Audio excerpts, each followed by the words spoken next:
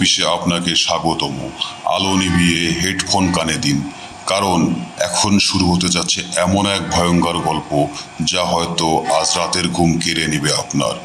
তাহলে বন্ধুরা, শুরু করা যাক। আরও একটি ভয়ঙ্কর গল্প নিয়ে চলে এলাম বন্ধুরা। আজকের গল্পের নাম নিষিদ্ধ চর দ্বীপের সেই ভয়ানক রাত। তো সরাসরি গল্পে চলে যাওয়া যাক। ব্রহ্মপুত্র নদীর বুক চিরে জেগে ওঠা ছোট্ট একটি চর, চারপাশে শুধু পানি আর পানি। দিনের বেলায় জেলেদের নৌকা, গরুর পাল আর কয়েকজন কাঠুরে ছাড়া সেখানে মানুষের তেমন আনাগোনা নেই। কিন্তু সূর্য পশ্চিম আকাশে ঢলে পড়লেই চরটি যেন অন্য এক পৃথিবীতে পরিণত হয়। স্থানীয় লোকেরা একে বলে নিষিদ্ধ চর, কারণ বহু বছর ধরে একটি কথা সবাই একইভাবে বলে আসছে: সন্ধ্যার পরে এই চরে গেলে মানুষ আর আগের মানুষ হয়ে ফিরে আসে না। অনেকে ফিরে এসেছে, কিন্তু তারা আর কোনোদিন স্বাভাবিকভাবে কথা বলতে পারেনি। কেউ শুধু নদীর দিকে তাকিয়ে থাকে, কেউ মাঝরাতে ঘুম থেকে উঠে বলতো ওরা আবার ডাকছে, আবার কেউ হঠাৎ করেই নিখোঁজ হয়ে যাচ্ছে। গ্রামের মানুষ এসব নিয়ে কথা বলতেই চায় না। ঢাকার একটি অনলাইন অনুসন্ধানমূলক চ্যানেলের সাংবাদিক রাকিব দীর্ঘদিন ধরে বাংলাদেশের রহস্যময় স্থান নিয়ে কাজ করছে। তার ভিডিওগুলোর জন্য হাজার হাজার মানুষ অপেক্ষা করে। একদিন তার ইমেলে একটি অদ্ভুত বার্তা আসে। বার্তাটিতে লেখা ছিল মাত্র 3টি লাইন: আপনি যদি সত্যিই সাহসী হন তাহলে নিষিদ্ধ চরে এক রাত কাটান, তবে একটা কথা মনে রাখবেন, রাত 12টার পর নদীর বুকে তাকাবেন না। ইমেইলে কোনো নাম নেই, কোনো নম্বর নেই, শুধু একটি লোকেশন ম্যাপ। রাকিবের প্রথমে ভেবেছিল হয়তো কেউ মজা করছে, কিন্তু কয়েকদিন পর সে জানতে পারে একই জায়গায় বিভিন্ন সময় অনেক মানুষ নিখোঁজ হয়েছে। কোনো ঘটনায় আজ পর্যন্ত সমাধান হয়নি। রাকিব সিদ্ধান্ত নিল সে সেখানে যাবে। তার সঙ্গে গেল cameraman Suman. Drone, night vision camera, power bank, satellite phone, torch সব কিছু প্রস্তুত। গ্রামের ঘাটে পৌঁছাতেই তাদের সামনে এলো একজন বৃদ্ধ মাঝি, তার নাম নাইম। রাকিব বলল, চাচা, নিষিদ্ধ চরে যাবেন? নাইমের মুখের হাসি মুহূর্তেই মিলিয়ে গেল। দিনের বেলায় নিয়ে যেতে পারি, কিন্তু সূর্য ডোবার আগে ফিরে আসতে হবে। আমরা রাতটাও থাকতে চাই। মাঝি চুপ হয়ে গেল, তারপর ধীরে ধীরে বলল, বাবা, টাকা সব কিছু না। ওই চর মানুষকে ফেরত দেয় না, কিন্তু মানুষ আর আগের মতো রাখে না। সুমন হেসে বলল, চাচা, এখন তো 2026 সাল, ভূত টুত বলে কিছু নেই। নাইম গভীরভাবে তার দিকে তাকিয়ে বলল, আমি ভূতের কথা বলিনি, আমি বলেছি ওরা ওরা কারা? মাঝি কোনো উত্তর দিল না। বিকেলের দিকে তারা চরটিতে পৌঁছালো। অদ্ভুতভাবে পুরো জায়গাটা নিষিদ্ধ। একটাও পাখির ডাক নেই। গাছ আছে, ঘাস আছে, কিন্তু কোনো প্রাণীর উপস্থিতি নেই। মনে হচ্ছে প্রকৃতি নিজেই যেন শ্বাস আটকে রেখেছে। ড্রোন উড়ানো হলো। উপর থেকে পুরো চর পরিষ্কার দেখা যাচ্ছে, কিন্তু ভিডিও মনিটরে একটি বিষয় দেখে সুমনের হাত কেঁপে উঠল। ড্রোনের লাইভ ভিডিওতে দেখা যাচ্ছে দূরে একজন সাদা কাপড় পরা মানুষ দাঁড়িয়ে আছে, কিন্তু তারা খালি চোখে তাকিয়ে কাউকে দেখতে পাচ্ছে না। রাকিব বলল, জুম করো। ক্যামেরা জুম করতেই লোকটি নেই, একেবারে অদৃশ্য। দুইজন ভাবলো হয়তো ক্যামেরার কোনো সমস্যা। বিকেলে গড়িয়ে সন্ধ্যা। হঠাৎ চারপাশের বাতাসে অস্বাভাবিক ঠান্ডা হয়ে গেল। মোবাইলের নেটওয়ার্ক একে একে বন্ধ হয়ে গেল। স্যাটেলাইট ফোনেও সিগন্যাল ওঠানামা করছে। ঠিক তখনই নদীর ওপাশ থেকে ভেসে এলো কারো কান্নার শব্দ। কোনো নারী যেন বুক ভেঙে কাঁদছে। সুমন ফিসফিস করে বলল, এত দূরে কে কাঁদবে? রাকিব শব্দের দিকে ক্যামেরা তাক করলো, কিন্তু মনিটরে কিছুই নেই, শুধু কালো অন্ধকার। হঠাৎ ক্যামেরার স্ক্রিনে 1 সেকেন্ডের জন্য দেখা গেল একটি ছোট মেয়ে নদীর মাঝখানে দাঁড়িয়ে আছে। তার পা পানির নিচে ডুবে যাচ্ছে। সে স্থির হয়ে ক্যামেরার দিকে তাকিয়ে আছে। এরপর স্ক্রিনে ভয়ঙ্কর ঝিরঝির শব্দ। ছবিটি মিলিয়ে গেল। সুমন কাঁপা গলায় বলল, রাকিব ভাই, এটা কি রেকর্ড হয়েছে? রাকিব উত্তর দেওয়ার আগেই তাদের পেছন থেকে ভেসে এলো একটি শিশুর কণ্ঠ। তোমরা এত দেরি করে কেন এলে? দুজন একসঙ্গে ঘুরে দাঁড়ালো, কিন্তু সেখানে কেউ নেই। শুধু বাতাসে দুলছে শুকনো কাশফুল। তারপর নরম কাদার উপর একের পর এক ছোট ছোট ভেজা পায়ের ছাপ তৈরি হতে লাগলো। কেউ নেই, তবুও পায়ের ছাপ এগিয়ে যাচ্ছে, ধীরে, আরও ধীরে। ঠিক তাদের সামনে এসে থেমে গেল। দুজন নিঃশ্বাস বন্ধ করে তাকিয়ে আছে।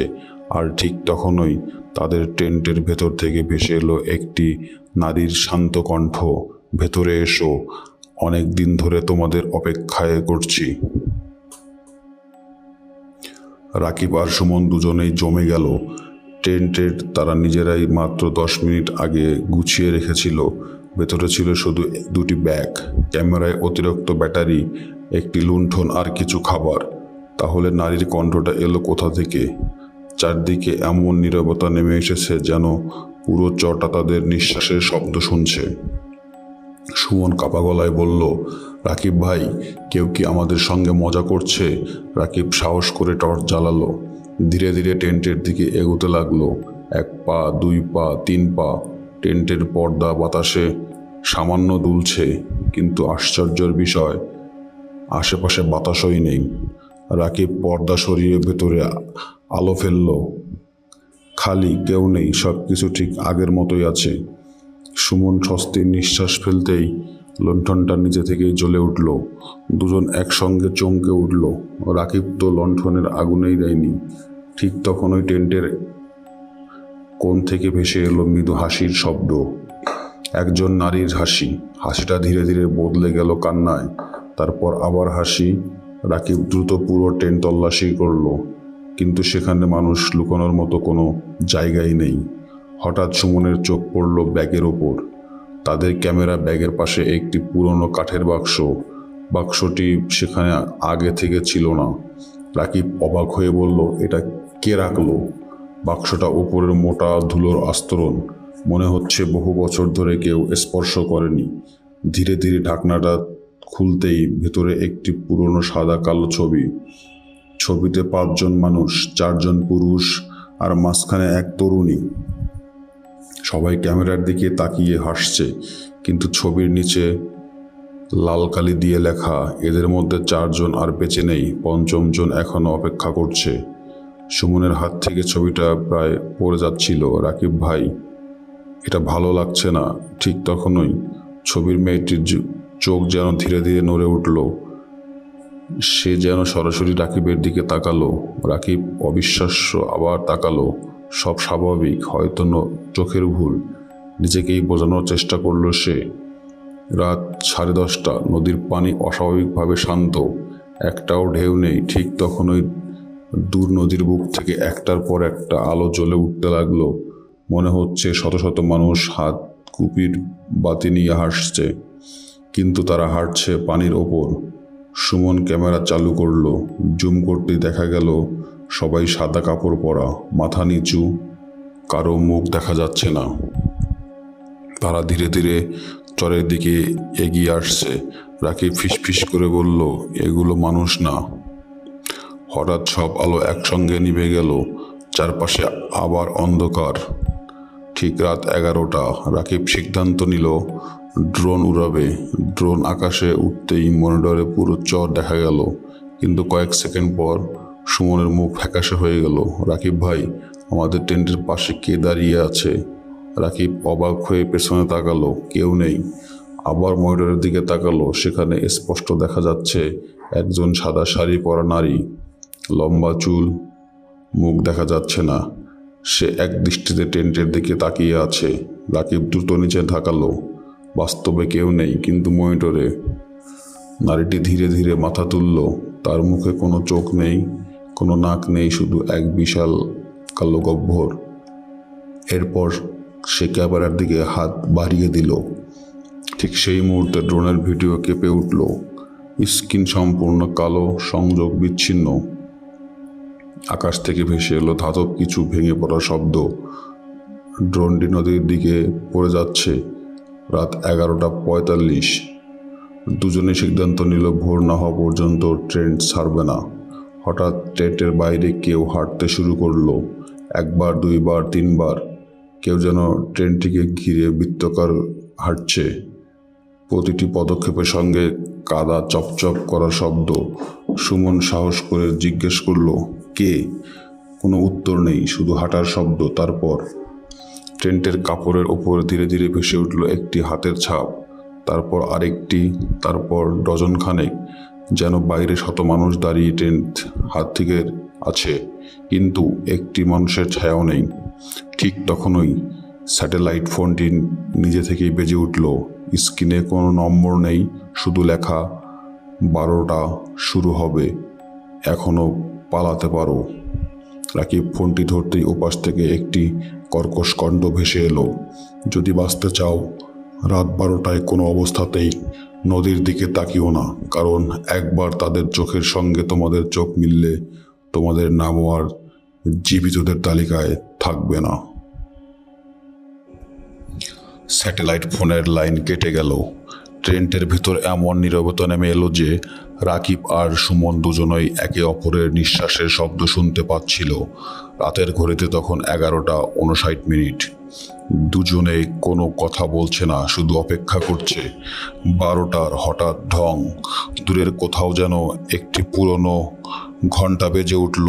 তারপর আরেকবার ঢং, ঘড়িতে ঠিক 12টা। সেই মুহূর্তে পুরো চরটা কেঁপে উঠল। মাটির নিচ থেকে যেন হাজার মানুষের চাপা কান্না ভেসে আসতে লাগলো। ট্রেনটির বাসগুলো কাঁপছে, লণ্ঠনের আলো নিভে গেল, চারপাশ অন্ধকার, শুধু বাইরে থেকে আসছে অদ্ভুত এক নীলচে আলো। রাকিব মনে করলো ফোনের সেই সতর্কবার্তা, নদীর দিকে তাকাবে না, কিন্তু মানুষের কৌতূহল অনেক সময় ভয়ের থেকেও শক্তিশালী। ট্রেনটির পর্দার ছোট ফাঁক দিয়ে সুমন 1 সেকেন্ডের জন্য বাহিরে তাকালো, তারপরই সে স্থির হয়ে গেল। রাকিব ফিসফিস করে বলল, কি দেখলে? কোনো উত্তর নেই। সুমন যেন পাথরের মূর্তি, চোখ বড় বড় করে তাকিয়ে আছে, ঠোঁট কাঁপছে। হঠাৎ সে ধীরে ধীরে বলল, ওরা সবাই আমাকে দেখছে। রাকিব দ্রুত সুমনের টেনে ভিতরে আনলো, কিন্তু ততক্ষণে দেরি হয়ে গেছে। সুমনের চোখের মনে ধীরে ধীরে ফ্যাকাশে হয়ে যাচ্ছে, মুখে অদ্ভুত এক হাসি। সে যেন কারো সঙ্গে কথা বলছে, কিন্তু সেখানে আর কেউ নেই। হঠাৎ সে বলল, ওরা বলছে অনেক দিন পর নতুন অতিথি এসেছে। রাকিব চিৎকার করে উঠল, ওরা কে? সুমন উত্তর দিল না, বরং ধীরে ধীরে ট্রেন থেকে বেরিয়ে হাঁটতে শুরু করলো। রাকিব পেছন থেকে ধরে ফেললো। ঠিক সেই মুহূর্তে তার কানে এলো ফিসফিস শব্দ, একটি নয়, 10টি নয়, শত শত কণ্ঠ বলছে, ওকে ছেড়ে দাও, ও এখন আমাদের, তোমার পালাও আসবে। রাকিব ভয়ে চারদিকে তাকালো, কেউ নেই, কিন্তু শব্দগুলো যেন তার কানের ভেতর থেকেই আসছে। হঠাৎ চট জুড়ে কুয়াশা নেমে এলো, এত ঘন কুয়াশা সে হাত বাড়ালেই নিজের আঙ্গুল দেখা যাচ্ছে না। ঠিক তখন ওই কুয়াশার ভেতর থেকে একটি লুণ্ঠনের আলো দেখা গেল। একজন বৃদ্ধ ধীরে ধীরে এগিয়ে আসছেন, সাদা দাড়ি, ময়লা পাঞ্জাবি, হাতে বাঁশের লাঠি। তিনি কাছে এসে খুব আস্তে বললেন, তোমরা এখান থেকে কেন এসেছো? রাকিব অবাক হয়ে বলল, আপনি কে? বৃদ্ধ বললেন, আমার নাম কাশেম, এই চরের শেষ জীবিত মানুষ। অন্তত সবাই তাই ভাবত। আপনি এখানে থাকেন? বৃদ্ধ মাথা নাড়লেন, থাকি না, আমি বের হতে পারি না। রাকিব কিছুই বুঝতে পারছিল না। কাশেম চারদিকে তাকিয়ে নিচু গলায় বললেন, শোনো, এই চর আগে অভিশপ্ত ছিল না। প্রায় 50 বছর আগে এখানে একটি গ্রাম ছিল। এক বর্ষার রাতে নদী হঠাৎ দিক পরিবর্তন করে। গ্রামের মানুষ সাহায্যের জন্য অপেক্ষা করছিল, কেউ আসেনি। শিশু, বৃদ্ধ, নারী সবাই এক রাতে মারা যায়, কিন্তু তাদের দেহের অনেকগুলো কখনো খুঁজে পাওয়া যায়নি। সেদিন থেকেই প্রতি বছর কিছু মানুষকে তারা নিজেদের সঙ্গে নিয়ে যায়। সুমন তখনও অদ্ভুতভাবে হাসছে। কাশেম তাকে দেখে বললেন, সে নদীর দিকে তাকিয়েই, তাই না? রাকিব ধীরে ধীরে মাথা নাড়ল। বৃদ্ধ দীর্ঘশ্বাস ফেললেন, তাহলে সময় খুব কম। ঠিক তখন ওই নদীর দিক থেকে ভেসে এলো গান। একটি পুরনো লরি যেন কোনো মা তার শিশুকে ঘুম পাড়াচ্ছেন। সেই গানের সঙ্গে সঙ্গে সুমন আবার হাঁটতে শুরু করলো। এবার তাকে থামানো যাচ্ছে না, তার শক্তি যেন কয়েক গুণ বেড়ে গেল। সে সরাসরি নদীর দিকে যাচ্ছে। রাকিব প্রাণপণে চেষ্টা করছে তাকে ধরে রাখতে, কিন্তু পারছে না। নদীর তীরে পৌঁছেই সুমন যেন থেমে গেল। ধীরে ধীরে পানি ফুঁড়ে উপরে উঠতে লাগলো। অসংখ্য মানুষের অবয়ব, তাদের শরীর ভেজা, চোখ দুটো সম্পূর্ণ কালো, মুখে কোনো অভিব্যক্তি নেই। তারা সবাই একসঙ্গে হাত বাড়িয়ে আছে, যেন সুমনকে স্বাগত জানাচ্ছে। হঠাৎ তাদের ভিড়ের মাঝখান থেকে বেরিয়ে এলো সেই সাদা শাড়ি পরা নারী। এবার প্রথমবারের মতো তার মুখ স্পষ্ট দেখা গেল, কিন্তু সে মানুষ নয়। তার মুখের অর্ধেক অংশ পচে গেছে, একটি চোখ নেই, আর অন্য একটি চোখ স্বাভাবিক নীল আলোয় জ্বলছে। সে মৃদু হেসে বলল, সুমন আমাদের দেখে ফেলেছে, এবার তোমার পালা রাকিব। রাকিব এক পা পিছিয়ে বলল। ঠিক তখনই তার কাঁধে কেউ হাত রাখলো। সে ভেবেছিল কাশেম, কিন্তু ঘুরে দাঁড়ালেই দেখলো কাশেম দাঁড়িয়ে আছে সামনে। তাহলে তার কাঁধে হাত রাখলো কে? পেছন থেকে বরফ ঠান্ডা একটি কণ্ঠ ফিসফিস করে বলল, পেছনে তাকিও না, আমি এখনো তোমার ঠিক পেছনেই দাঁড়িয়ে আছি। রাকিবের পুরো শরীর জমে গেল। পেছন থেকে আসা নিঃশ্বাসটা ছিল বরফের মতো ঠান্ডা। তার কানের কাছে আবার সেই কণ্ঠস্বর, পেছনে তাকিও না, যদি তাকাও তাহলে আমিও তোমাকে দেখতে পাবো। রাকিব চোখ বন্ধ করে দাঁড়িয়ে রইল, কপাল বেয়ে ঘাম গড়িয়ে পড়ছে। সামনে কাশেম চিৎকার করে বললেন, দৌড়াও, এখনই দৌড়াও। রাকিব এক মুহূর্ত দেরি করলো না। সে সুমনের হাত ধরে প্রাণপণে দৌড়াতে শুরু করলো, কিন্তু আশ্চর্যের বিষয়, যেদিকেই দৌড়াচ্ছে কিছুক্ষণ পর আবার সেই নদীর পাড়ে ফিরে আসছে। চরটা যেন গোলক ধাঁধায় পরিণত হয়েছে। কাশেম মাটিতে লাঠি দিয়ে একটি গোল বৃত্ত আঁকলেন, তারপর বললেন, এই বৃত্তর ভেতর থাকো, যতক্ষণ ভোর না হচ্ছে কোনো অবস্থাতেই বাইরে যাবে না। রাকিব ও সুমন বৃত্তের ভেতরে বসে পড়ল। সুমনের মুখ তখনও নিস্তেজ, যেন সে নিজের মধ্যে নেই। হঠাৎ সে খুব আস্তে বলল, ওরা আমাকে ডাকছে, ওরা বলছে আমি তাদের একজন। রাকিব আতঙ্কিত হয়ে কাশেমকে জিজ্ঞেস করল, ওরা আসলে কারা? কাশেম দীর্ঘশ্বাস ফেললেন, তারপর কাপা গলায় বলতে শুরু করলেন, 1976 সালের বর্ষাকাল।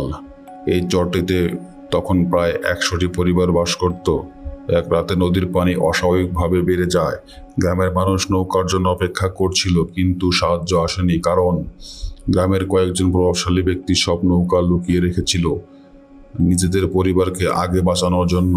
বাকি মানুষ, নারী, শিশু, বৃদ্ধ, তারা সবাই পানিতে ভেসে মারা যায়। মৃত্যুর আগে তারা একটি অভিশাপ দিয়েছিল, যারা আমাদের ফেলে পালিয়েছে তাদের রক্তধারার কেউ কোনোদিন শান্তিতে বাঁচবে না। তারপর থেকে প্রতি বছর কয়েকজন মানুষ এই চরে আসে আর ফিরে যায় না। রাকিব হঠাৎ থমকে গেল। তার মনে পড়ল 2 সপ্তাহ আগে তার দাদার পুরনো একটি ডায়েরিতে সে একটি নাম পড়েছিল, মতিউর রহমান। সেই ডায়েরি লেখা ছিল, 1976 সালের বন্যায় আমি বেঁচে ফিরেছিলাম, কিন্তু আমি কাউকে বাঁচাতে পারিনি। রাকিব কাশেমকে জিজ্ঞেস করল, আমার দাদার নাম ছিল মতিউর রহমান? কাশেমের মুখ মুহূর্তেই ফ্যাকাশে হয়ে গেল।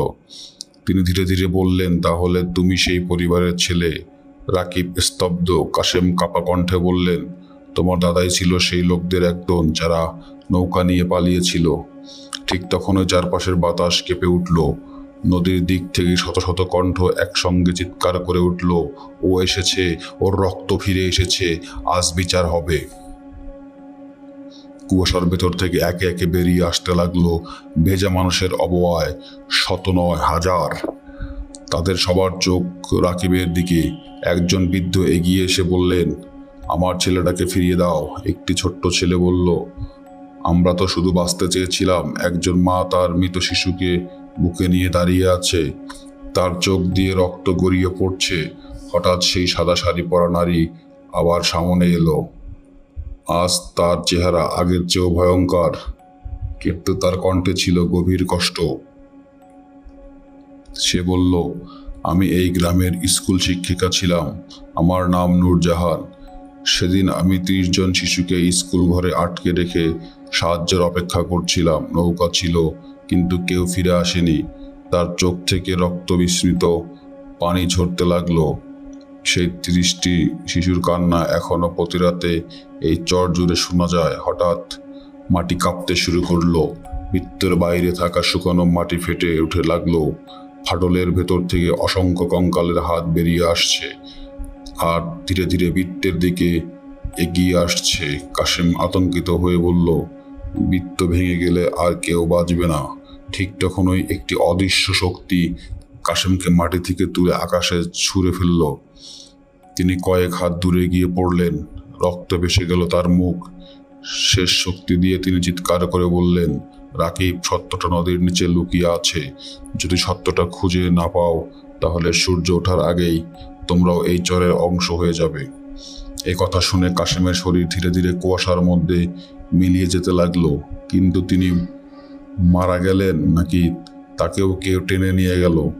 ঠিক সেই মুহূর্তে নদীর মাঝখানে বিশাল এক ঘূর্ণিতরণী হলো, আর ঘূর্ণির মাঝখান থেকে ধীরে ধীরে উপরে উঠতে লাগলো একটি ডুবে যাওয়া পুরনো স্কুল ঘরের ছাদ।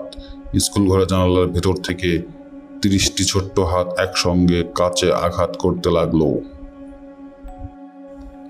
নদীর মাঝখানে তৈরি হওয়া বিশাল ঘূর্ণিটি ধীরে ধীরে শান্ত হয়ে গেল, কিন্তু তার ঠিক মাঝখান থেকে ভেসে উঠল একটি অর্ধ ডুবন্ত স্কুল ঘর। ভাঙা টিনের ছাদ, শ্যাওলা ঢাকা দেয়াল, জানালার লোহার গ্রিলগুলো মরিচা পড়ে লাল হয়ে গেছে, আর ভেতর থেকে ঠক ঠক ঠক কেউ যেন বারবার কাছে হাত মারছে। রাকিবের বুক কেঁপে উঠল। সে টর্চের আলো ফেলতেই দেখলো জানালার ওপাশে ছোট্ট ছোট্ট কয়েকটি মুখ। স্কুল ড্রেস পরা শিশু, তাদের চোখে কোনো মনি নেই, শুধু সাদা, তার সঙ্গে উঠে নাড়ছে। প্রথমে কিছু বোঝা গেল না, কিন্তু কয়েক সেকেন্ড পর শব্দটা পরিষ্কার হলো, আমাদের বাড়ি নিয়ে চলো। সুমন যেন সম্মোহিত মানুষের মতো ধীরে ধীরে হাঁটতে লাগলো। রাকিব প্রাণপণে তাকে আটকালো, কিন্তু সুমনের গলা বদলে গেছে। সে নিজের কণ্ঠে কথা বলছে না, তার মুখ দিয়ে বেরিয়ে আসছে অনেকগুলো শিশুর কণ্ঠ একসঙ্গে, দরজাটা খুলে দাও, আমি 50 বছর ধরে অপেক্ষা করছি। ঠিক তখনই সাদা পরা শিক্ষিকা নূরজাহান আবার সামনে এলেন। এবার তার মুখে ভয় নেই, গভীর ক্লান্তি। তিনি ধীরে বললেন, আমরা তোমাদের হত্যা করতে চাইনি রাকিব, আমরা শুধু চাই সত্যিটা পৃথিবী জানুক। রাকিব হতবাক, তাহলে এত মানুষ নিখোঁজ হলো কেন? নূরজাহান চোখ বন্ধ করলেন। যারা সত্য দেখেও মিথ্যা বলছে, যারা আমাদের নিয়ে উপহাস করছে, যারা লাভের জন্য এই চরে এসেছে, তারা কেউ ফিরতে পারেনি।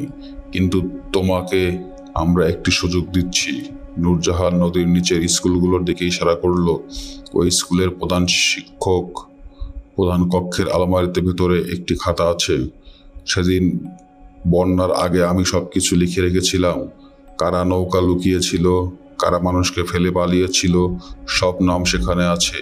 যদি সেই খাতাটি পৃথিবীর সামনে আনতে পারো, তাহলে হয়তো আমাদের মুক্তি হবে। কথা শেষ হতেই নদীর পানি নিজে থেকেই দুই পাশে সরে যেতে শুরু করলো। মাঝখানে তৈরি হলো একটি সরু কাদার পথ। সেই পথ সোজা গিয়ে শেষ হয়েছে ডুবে থাকা স্কুল ঘরের দরজায়। রাকিব জানে এটাই তার একমাত্র সুযোগ। সে টর্চ হাতে এগিয়ে গেল। স্কুল ঘরের ভিতরে ঢুকতেই বুক কেঁপে উঠল। দেয়ালে এখনো লেখা, স্বাগতম নিষিদ্ধ চর সরকারি প্রাথমিক বিদ্যালয়।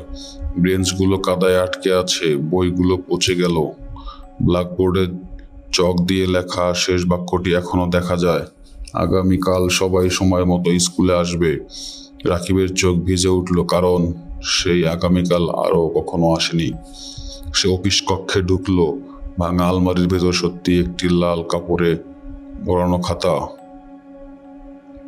সে খাতাটি হাত দিতেই পুরো স্কুল কেঁপে উঠল। চারপাশে পানির শব্দ, মনে হলো পুরো ভবনটি আবার নদীর তলায় ডুবে যাচ্ছে।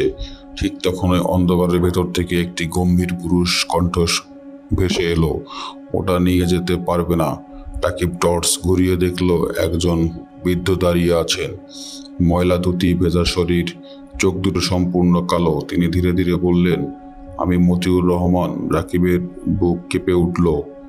এ তো তার নিজের দাদা, কিন্তু তার দাদা তো বহু বছর আগেই মারা গেছেন। বৃদ্ধর মুখে যন্ত্রণার ছাপ। তিনি বললেন, আমি ভুল করেছিলাম। আমি মানুষকে বাঁচতে পারিনি। সেই পাপের শাস্তি আমি এখনো ভোগ করছি। তিনি হাঁটু গেড়ে বসে বললেন, রাকিব, তুই আমার ভুল শুধরে দাও। খাতাটা তুমি নিয়ে যাও। আমাদের সবাইকে মুক্তি দাও। ঠিক তখনই পুরো স্কুল ঘরের দেয়াল বিশাল ফাটল ধরল। পানি প্রবল বেগে ভেতরে ঢুকতে শুরু করলো। বাইরে থেকে হাজার আত্মার চিৎকার, সময় শেষ, ভোর হয়ে যাচ্ছে। রাকিব খাতা বুকে চেপে দৌড় দিল, কিন্তু দরজার কাছে পৌঁছাতেই একটি বিশাল কালো ছায়া পুরো দরজা লেগে আটকে দাঁড়ালো। তার উচ্চতা প্রায় 10 ফুট, মুখ নেই, চোখ নেই, শুধু অন্ধকার। সে ধীরে ধীরে হাত বাড়িয়ে বলল, সত্যের মূল্য রক্ত দিয়ে দিতে হয়। একজনকে এখান থেকে যেতে হবে। রাকিব আর সুমন দুজনের মধ্যে একজনেই কি এই চরে চিরদিনের জন্য থেকে যেতে হবে? স্কুল ঘরের দরজায় সামনে দাঁড়িয়ে থাকা বিশাল কালো ছায়াটির ধীরে ধীরে আরো বড় হতে লাগলো। চারপাশে পানি ঘুরপাক খাচ্ছে। ভাঙা দেয়াল দিয়ে নদীর স্রোত ঢুকে পড়ে ভবনটি আবার তলিয়ে যেতে লাগলো। রাকিব বুকের সঙ্গে শক্ত করে চেপে ধরছে সেই লাল কাপড়ে মোড়ানো খাতাটি। ছায়াটি আবার বলল, সত্য নিয়ে যেতে চাইলে একজন এখানে রেখে যেতে হবে। তার কণ্ঠে কোনো রাগ ছিল না, বরং ছিল এক অদ্ভুত শীতলতা। মনে হচ্ছিল এটি কোনো অভিশপ্ত নিয়ম যা কেউ বদলাতে পারে না। ঠিক তখন ওই সুমন সামনে এগিয়ে এলো। তার চোখের কালো ছায়া ধীরে ধীরে মিলিয়ে গেল। সে শান্ত গলায় বলল, রাকিব ভাই, আমি যখন নদীর দিকে তাকিয়েছিলাম তখনই ওরা আমাকে বেছে নিয়েছে। আমাকে নিয়ে গেলে হয়তো আপনি বাঁচবেন। রাকিব চিৎকার করে উঠল, না, তোকে রেখে আমি কোথাও যাব না। সুমন মৃদু হেসে বলল, আমরা তো সত্য খুঁজতে এসেছিলাম। সত্যের জন্য যদি একজনকে মূল্য দিতেই হয়। কথা শেষ হওয়ার আগেই রাকিব তার হাত শক্ত করে ধরে ফেলল। না, আজ আর কাউকে মরতে দিব না। হঠাৎ রাকিবের মনে পড়ল, দাদার আত্মা কি বলছে, আমার ভুল শুধরে দাও। সে দ্রুত খাতাটি খুলে শেষ পাতাগুলো দেখতে লাগলো। সেখানে নূরজাহানের লেখা শেষ লাইনটি ছিল, যেদিন সত্য সবাই জানবে সেদিন এই অভিশাপ শেষ হবে। প্রতিশোধ নয়, স্বীকৃতি আমাদের মুক্তি। রাকিব থমকে গেল। তাহলে রক্ত নয়, সত্যি ছিল মুক্তির একমাত্র পথ। সে 2 হাত উঁচু করে চিৎকার করে বলল, আমি কথা দিচ্ছি, এই খাতা আমি লুকাবো না। সারা দেশ জানবে এই গ্রামের মানুষের সঙ্গে কি হয়েছিল। যারা বিশ্বাসঘাতকতা করেছিল তাদের নাম সবাই জানবে। আমি প্রতিশ্রুতি দিচ্ছি। তার কণ্ঠে নদীর ওপারে প্রতিধ্বনিত হলো, 1 বার, 2 বার, 3 বার। হঠাৎ পুরো চর কেঁপে উঠল। বিশাল কালো ছায়াটি থেমে গেল। তার শরীর ফেটে হাজার হাজার কালো ধোঁয়ার টুকরো হয়ে আকাশে মিলিয়ে যেতে লাগলো। নদীর ভেতর দাঁড়িয়ে থাকা শত শত আত্মা ধীরে ধীরে মাথা নিচু করলো। সাদা শাড়ি পরা শিক্ষিকা নূরজাহান এগিয়ে এলেন। এবার তার মুখ আর ভয়ঙ্কর নয়, শান্ত, অত্যন্ত শান্ত। তিনি মৃদু এসে বললেন, আমরা প্রতিশোধ চাইনি, আমরা শুধু চাইছিলাম কেউ যেন আমাদের ভুলে না যায়। তার পেছনে দাঁড়িয়ে থাকা শিশুদের মুখেও প্রথমবারের মতো হাসি ফুটল। একটি ছোট্ট ছেলে হাত নেড়ে বলল, আপনি আমাদের বাড়ি ফিরিয়ে দিলেন। তারপর এক এক করে সব আত্মা সাদা আলোয় বিন্দু হয়ে আকাশে মিলিয়ে গেল। ভোরের প্রথম সূর্যের আলো নদীর ওপর পড়তেই ডুবে থাকা স্কুল ঘরটি ধীরে ধীরে পানির নিচে হারিয়ে গেল। কিন্তু এবার কোনো কান্নার শব্দ শোনা গেল না। রাকিব সেই লাল খাতার প্রতিটি পৃষ্ঠা সংরক্ষণ করে একটি অনুসন্ধানমূলক তথ্যটি প্রকাশ করল। পুরনো সরকারি নথি খুঁজে বের করা হলো। ইতিহাসবিদরা ঘটনাটি নিয়ে গবেষণা শুরু করলেন। অনেকেই প্রথমবার জানতে পারল ব্রহ্মপুত্রের সেই নির্জন চরে সত্যি একসময় একটি গ্রাম ছিল, এবং সেই গ্রামের মানুষদের মৃত্যু কখনো ঠিকভাবে নথিভুক্ত করা হয়নি। কিন্তু গল্প এখানেই শেষ নয়। 6 মাস পর রাকিব তার অফিসে বসে নতুন একটি ভিডিও সম্পাদনা করেছিল। হঠাৎ সে লক্ষ্য করল তার কম্পিউটারের স্ক্রিনে কয়েক সেকেন্ডের জন্য একটি ছবি ভেসে উঠেছে। সে তো সেই ছবির কোনো কম্পিউটারে রাখেনি। ছবিটি দেখা যাচ্ছে রাকিব, সুমন এবং আরও একজন সাদা শাড়ি পরা নূরজাহান, তিনজনেই ক্যামেরার দিকে তাকিয়ে দাঁড়িয়ে আছে। ছবির নিচে ধীরে ধীরে নিজে থেকে একটি নতুন লেখা ফুটে উঠল। সত্য প্রকাশিত হয়েছে, কিন্তু নদী এখনো সব গোপন কথা বলেনি। ঠিক তখনই অফিসে টেবিলে রাখা পুরনো স্যাটেলাইট ফোনটি, যেটি বহু আগেই নষ্ট হয়ে গিয়েছিল, একবার বেজে উঠল। রাকিব কাপা হাতে ফোনটি ধরল। ওপাশ থেকে ভেসে এলো একটি শিশুর কণ্ঠ, চাচা, এবার অন্য চরটার আসবেন। লাইন কেটে গেল। জানালার বাইরে তখন সকাল, কিন্তু রাকিব স্পষ্ট দেখতে পেল দূরের আকাশে নদীর কুয়াশার ভেতর থেকে একটি ছোট্ট ছেলে হাত নেড়ে হাসছে। তারপর সে ধীরে ধীরে মিলিয়ে গেল। আর আজকের গল্পটি এখানেই বন্ধুরা শেষ হয়ে গেল। ধন্যবাদ। আজকের গল্প এখানেই শেষ। যদি গল্পটি ভালো লেগে থাকে তাহলে ভিডিওটি লাইক করুন, আপনার মতামত কমেন্টে জানান, আর এমন আরও ভয়ঙ্কর গল্প শুনতে ভূত বক্স অফিসকে সাবস্ক্রাইব করে পাশে থাকুন। মনে রাখবেন, ভয় কখনো গল্পে সীমাবদ্ধ থাকে না। আবার দেখা হবে পরবর্তী ভৌতিক গল্পে।